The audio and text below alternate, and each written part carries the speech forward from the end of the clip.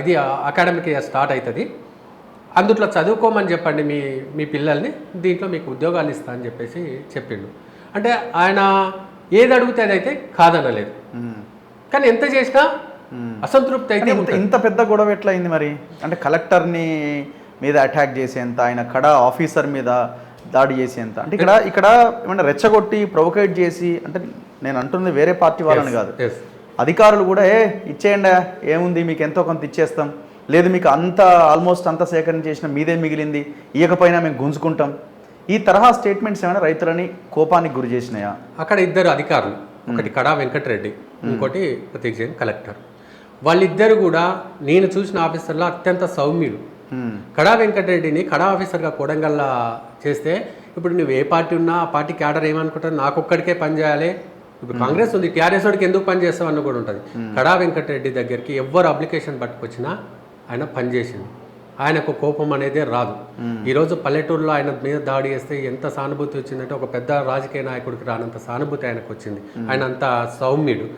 ఆయన కాంగ్రెస్ వాళ్ళే అడిగేటోళ్ళు, నువ్వు ఏంది సార్ నువ్వు అందరికీ పని చేస్తావని చెప్పేసి. ఒకసారి నేను కూడా అడిగిన, సార్ నీ మీద ఈ ఆరోపణ వస్తుంది, నువ్వు టీఆర్ఎస్ వాళ్ళు వచ్చినా పని చేస్తున్నావట, ఏంది సార్ అంటే, నాకు రాష్ట్ర ముఖ్యమంత్రి చెప్పిండు, మనం రాష్ట్రానికి అందరికీ ముఖ్యమంత్రులము, నువ్వు కాంగ్రెస్ ఒక్కటే అని పట్టుకోకు, ఆ నియోజకవర్గంలో ప్రతి ఒక్కరు నీ దగ్గరికి వస్తారు, ప్రతి ఒక్కరికి పని చేయమని చెప్పిండు, నేను నా దగ్గరికి ఎవరికి వస్తే వాళ్ళకి పని చేస్తా రెడ్డి అని చెప్పేసి చెప్పిండు. అంత మంచి ఆఫీసర్. ఇక ప్రతీక్ జైన్ కూడా ఆల్మోస్ట్ అలాంటి హానెస్ట్ ఆఫీసరే ఆయన కూడా. వాళ్ళు ఇప్పటి వరకు మీటింగ్స్ పెట్టిన కానీ, ఆయన వాళ్ళ దగ్గరికి పిలిపించుకున్నప్పుడు కానీ ఇస్తారా ఇయ్యరా అన్న మాట తప్పించి, ఇవ్వండి బలవంతంగా తీసుకుంటామన్నది ఇప్పటిదాకా ఎక్కడ వాళ్ళ నుంచి రాలేదు. వాళ్ళ మీద ఏ రైతు కూడా కంప్లైంట్ కూడా చేయడు. మీరు ఇండివిజువల్గా ఎవరినైనా వెళ్ళి ఆ రైతులతో మైక్ పెట్టండి, వీళ్ళిద్దరు ఆఫీసర్లు ఎలాంటి వాళ్ళని అడగండి, వాళ్ళు ఎంత మంచి ఆఫీసర్లో మీకు చెప్తారు. ఆఫీసర్ల మీద ఎలాంటి ఇది లేదు, టోటల్ ఇదొక కుట్ర. ఎట్లా కుట్ర అంటే, మీరు ఇప్పుడు మొత్తం విషయాన్ని అంతా మీరు చూస్తున్నారు కదా, ఏం జరిగింది? ఎస్ రఘు, ఫస్ట్ నేను మా విలేజెస్ గురించి చెప్తా. మేము ఎలక్షన్ అప్పుడు కూడా మా మీద కేసులు, నువ్వు ఎలక్షన్ అప్పుడు కూడా మేము కొట్టుకోము, ఎలక్షన్ అప్పుడు కూడా మేము తిట్టుకోము. ఎవడి పార్టీకి వాడు ప్రచారం చేసుకుంటాడు, ఎవరికి వాడు ఓట్లు వేయించుకుంటాడు. ఎలక్షన్ అయిపోయిన తర్వాత అన్న బావ మామ అక్క అనుకొని తిరిగే పల్లెటూర్లు మాకు ఎవరికి క్రిమినల్ చరిత్రలు లేకుంటాయి. మేము ఇప్పటివరకు ఎవరి మీద దాడులు చేసింది లేదు. ఈ వారంలో ఈ 3-4 రోజులకి వెళ్ళి బాధ అనిపిస్తుంది, అరే పల్లెటూరు వాళ్ళు కలెక్టర్ని చంపబోయినరు అని చెప్పేసి. చాలా పెద్ద నింద మాకు, మేము అసంటి వాళ్ళం కాదు. అది జరిగింది ఏంది అని చెప్పేస్తే, అక్కడ మ్యాక్సిమం భూమి లేని పక్క గ్రామస్తులు నరేందర్ రెడ్డి పంపించిన వాళ్ళే దాడులు చేసిండ్రు. 100% అది మేము చెప్పగలుగుతాం. మాకు నెక్స్ట్ డే కానీ క్లారిటీ రాలే. ఊళ్ళల్లో పల్లెటూళ్ళు అప్పుడే ఇష్యూ బయటకు వచ్చేస్తుంది. ఎవడెవడు పోయిండ్రా, ఫలానోడు ఉన్నాడు, వాడు ఎందుకు పోయిండు, వానికి ఉన్న లింక్ ఏంటి, ఇవన్నీ తీస్తే కేవలం దాంట్లో ఒక 5-6 మంది మిగతా వాళ్ళందరూ బయటికి వెళ్ళి వచ్చిన వాళ్ళు భూములు లేని మనుషులే వాళ్ళ మీద కలెక్టర్ మీద దాడులు చేసిండ్రు.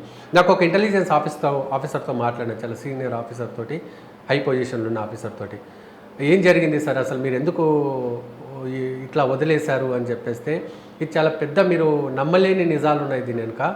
ఇది కేటీఆర్ పట్నం నరేందర్ రెడ్డి చేసింది కాదు, ఫామ్ హౌస్ నుంచి వచ్చింది. రఘు కేసీఆర్ ఫామ్ హౌస్ నుంచి వచ్చింది. నమ్మలేం రఘు, ఇంత కుట్ర చేస్తారా అధికారం కోసం అన్నది మనము చేయలేం. ఆయన చెప్పింది నాకేంటంటే, రైతుల దగ్గరికి కలెక్టర్ని తీసుకెళ్ళాలి, అక్కడే వాళ్ళ మనుషులు ఆల్రెడీ రెడీగా ఉన్నారు. కలెక్టర్ని కడా ఆఫీసర్ని తీసుకెళ్ళాలి, వాళ్ళతో దాడి చేయించాలి, కలెక్టర్ని కడా ఆఫీసర్ని చంపాలి. చంపితే పోలీసు ఖచ్చితంగా ఫైరింగ్ ఓపెన్ చేస్తుంది. ఫైరింగ్ ఓపెన్ చేస్తే రైతులు చచ్చిపోవాలి. ఖచ్చితంగా ఫైరింగ్లో రైతులు చచ్చిపోతారు, మహిళలు ఉంటారు, చచ్చిపోతారు.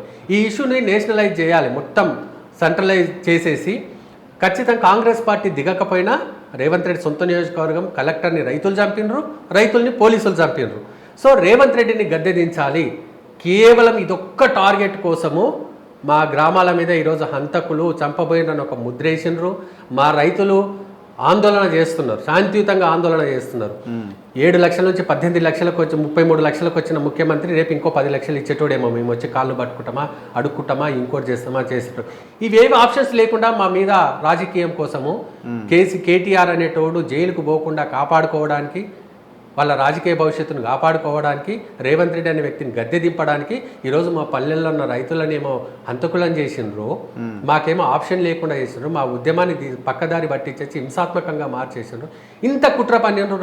ఇప్పుడు మీరు రైతులతో మాట్లాడుతున్నారు కదా, అమాయక రైతులని లోపలేసారు, ఎవరైతే దాడి చేసారో వాళ్ళు తప్పించుకొని పారిపోయారు. అమాయక రైతులను ఇళ్ళ నుంచి గుంజుకొచ్చారు, కొడుకు లేకపోతే తండ్రిని తీసుకొచ్చి పోలీస్ స్టేషన్లో పెట్టి ఇబ్బంది పెట్టిరన్న దానికి మీరు ఏం చెప్తారు? చాలా మందిని ఫస్ట్ రోజు ఇప్పుడు ఎంతమంది అరెస్ట్ అయ్యారు? 18 మంది 19 మంది మొత్తం? 22 మంది 22 మంది. 22 మందిలో దాడి చేసిన వాళ్ళే ఉన్నారా, రైతులు లేరా?